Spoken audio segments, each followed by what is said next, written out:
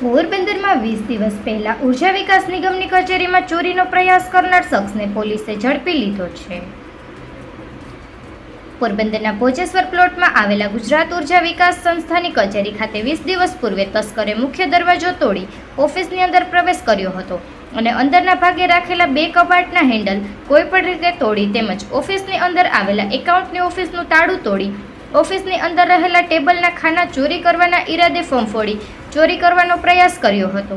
જોકે તસ્કરને કંઈ હાથ લાગ્યું ન હતું, પરંતુ તોડફોડ થતાં કચેરીને 1000 રૂપિયાની નુકસાની થઈ હતી, જે મામલે સંસ્થાના કર્મચારીએ પોલીસ ફરિયાદ નોંધાવી હતી.